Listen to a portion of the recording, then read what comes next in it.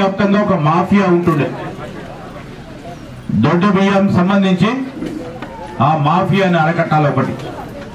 రెండవది, ఇంతకుముందు చెప్పినట్టు మేము ఏ విధంగానైతే సన్న బియ్యం మన ఇళ్లలో తింటా ఉన్నామో, స్తోమత గల మరి సాటి సోదరుడు ఏ విధంగానైతే సన్న బియ్యం ద్వారా వంటలు వండుకుంటా ఉన్నారో, పేదవారు కూడా అదే విధంగా ఆ స్థాయికి ఎదిగిపోయాలనే ప్రభుత్వ లక్ష్యం ఉద్దేశంతో ముందుకు నడిచాం.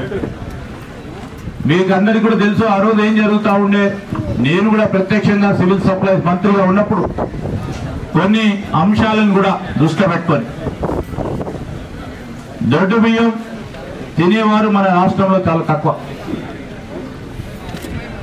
కేంద్ర ప్రభుత్వం మరి 6 కేజీలు ఒక వ్యక్తికి దానికి కలుపుకొని రాష్ట్ర ప్రభుత్వం కూడా మరి ఇయ్యని కుటుంబాలకు కూడా 6 కేజీల చొప్పున అందరికి ఇస్తా ఉన్న తరుణంలో దాదాపు 90% మంది, కొంతమంది తీసుకునేవారు రేషన్ కార్డుకు సంబంధించి దానివల్ల ఆరోగ్యశ్రీ వస్తుందనో, లేకుంటే అదొక ప్రధానమైన గుర్తింపుగా రేషన్ కార్డు తీసుకున్నప్పటికీ చాలా వరకు కూడా అక్కడున్న